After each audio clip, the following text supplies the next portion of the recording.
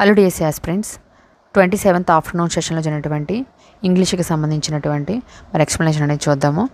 27th afternoon ఫిబ్రవరిలో జరిగిన మరి ఇంగ్లీష్ పేపర్లో ఏమేమి బిట్స్ ఇచ్చాడు, ఇవి ప్రాక్టీస్ చేసుకోవడం వల్ల మరి మనకు అసలు పేపర్ అనేది ఎలా ఇస్తున్నాడు అనేది తెలుస్తుంది. దాంతోపాటు మరి ఏ టాపిక్లు కవర్ చేసుకోవాలనేది కూడా తెలుస్తుంది. ఎక్కువ ప్రాక్టీస్ అవుతే మనం డైరెక్ట్గా ఎగ్జామ్లో బిట్ని ఐడెంటిఫై చేయడానికి లేదా డైరెక్ట్గా బిట్ని అటెంప్ట్ చేయడానికి కూడా ప్రాక్టీస్ అనేది చాలా అంటే చాలా ఉపయోగపడుతుంది. చూద్దాం. Select the sentence in the simple present tense. క్రింది ఇచ్చినటువంటి 4 సెంటెన్స్లో సింపుల్ ప్రజెంట్ టెన్స్లో ఉన్నటువంటి సెంటెన్స్ ఏదని అడుగుతున్నాడు. ఇక్కడ మనం చూసినట్లయితే విల్ అనేది వచ్చింది.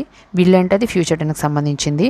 అలాగే మనం చూసినట్లయితే మరి they are eating lunch right now అని ఇక్కడ అనడం జరిగింది. దే ఆర్ ఈటింగ్ అనేది మనకి ప్రజెంట్ కంటిన్యూస్ టెన్స్ అవుతుంది, సో అది కూడా అవ్వదు. She reads book every evening. ప్రతి ఈవినింగ్ చేస్తుందంట, సో ఇది అవుతుంది. ఇక్కడ వీటి వచ్చింది విజిటెడ్ అనేది, సో ఇది కూడా కాదు. సో సింపుల్ ప్రజెంట్ టెన్స్ అనేది మనం ఆ విధంగా చూసుకోవచ్చు. అంటే ఫస్ట్ ఆఫ్ ఆల్ అది మరి దాని యొక్క formula subject plus V1 plus object రూపంలో ఉందా లేదా V2 ఉందా అవన్నీ చూసుకుని కీ పాయింట్స్ నవ్వు ఇలాంటివి కట్ట చూసుకుని లాస్ట్ ఇయర్ ఇలాంటివన్నీ చూసుకుని మనం ఆ యొక్క టెన్స్ని ఐడెంటిఫై చేయాలి. Next she dash practice the piano. She dash practices the piano. Choose the option that fits the blank. మనం చూసినట్లయితే ఇక్కడ ఈ యొక్క డాష్లో ఈ యొక్క బ్లాంక్ అనేది ఈ డాష్లో ఏం పెట్టాలి, సమ్ టైమ్స్ అనేది వస్తుంది.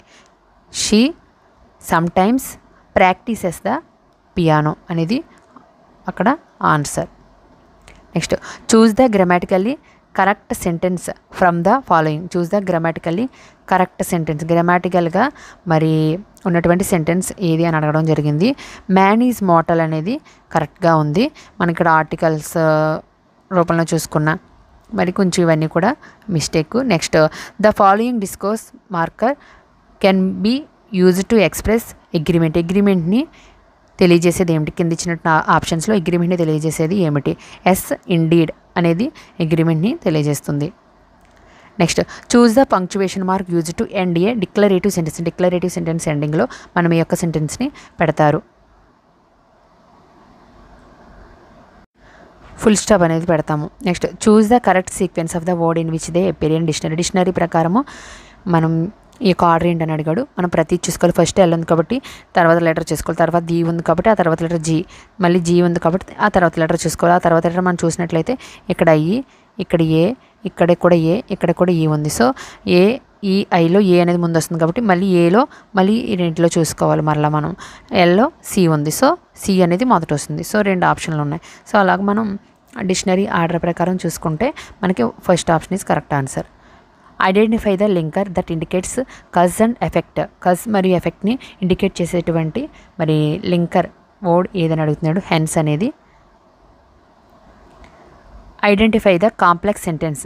కాంప్లెక్స్ సెంటెన్స్ అనేది ఫస్ట్ది బికాజ్ అనేది ఉంది కదా, మిగిలిన వాటిలో మరి లేవు. మిగిలిన అన్నీ కూడా మామూలు సింపుల్ సెంటెన్సెస్. మిగిలిన అన్నీ కూడా ఇక్కడ బికాజ్ అనేది ఉంది కాబట్టి ఇది complex sentence. Her happiness was contagious. Her happiness was contagious. Choose the part of speech of the word happiness. Happiness అనేది ఏ పార్ట్స్ ఆఫ్ స్పీచ్కి చెందుతుంది అని అడగడం జరిగింది. నౌన్కి చెందుతుంది happiness. Select the conjunction that represents a choice between 2 options.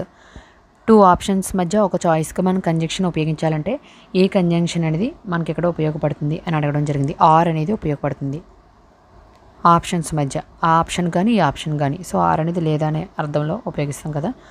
Choose the phrasal verb that means to completely deplete the supply of something. Choose the phrasal verb that means to completely deplete the supply of something. ఇక్కడ phrasal verb యొక్క మరి అర్థం ఏమిటి అని అడగడం జరుగుతుంది. Phrasal verb యొక్క అర్థం వచ్చేసి run out of. Next choose the type of sentence that expresses a direct command or instruction. Direct command or instruction ఇచ్చేది ఏంటి అని అడగడం జరిగింది. Imperative sentence. Don't waste time the teacher said to the students.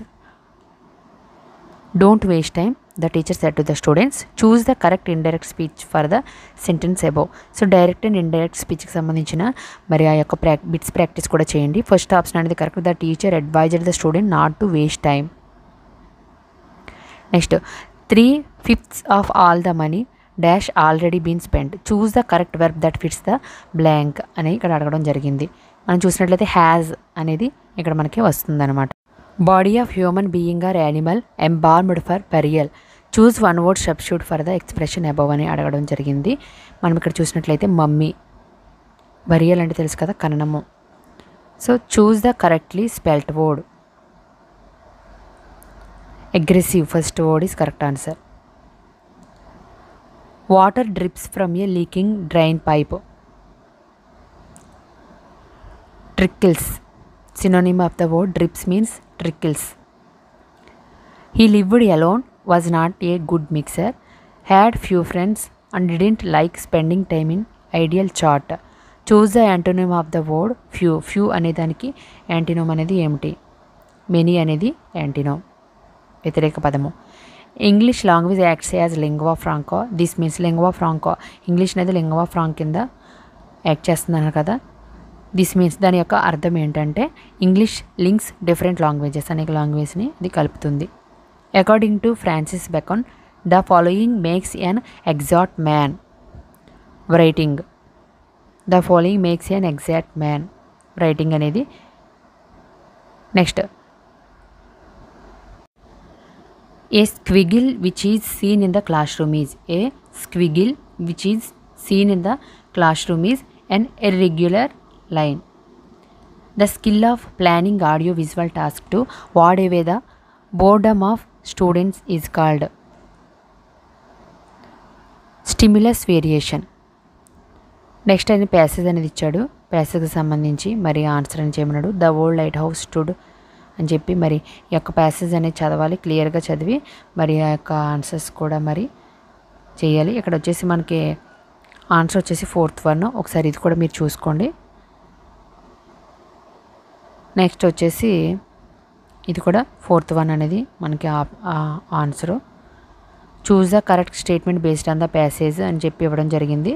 ఈ యొక్క sentence అన్నీ కూడా మనం ఈ యొక్క ప్యాసేజ్లు చూసి ఏది కరెక్ట్గా ఇచ్చాడని దాన్ని బట్టి మనం ఐడెంటిఫై చేసుకోవాలి. పైదైతే ఇది కూడా ఏ స్టేట్మెంట్ అనేది కరెక్ట్గా ఇచ్చాడు, కరెక్ట్గా యాస్టీస్గా పైన ఉన్నటువంటి స్టేట్మెంట్స్ యాస్టీస్గా ఏది ఉంటే అది మనం ఇక్కడ ఆన్సర్గా చూసుకోవచ్చు. Next CJ Dodson belongs to Wales University. Next, the silent way is known as alternative language teaching method. The conduct of a student depends dash his teacher upon his teacher. An independent class can work alone as a complete sentence. Used to is used for indicating past habitsకి మనం use to అనేది use చేస్తాం. They visited the Louvre Museum in Paris. Identify the correct use of article in the above sentence.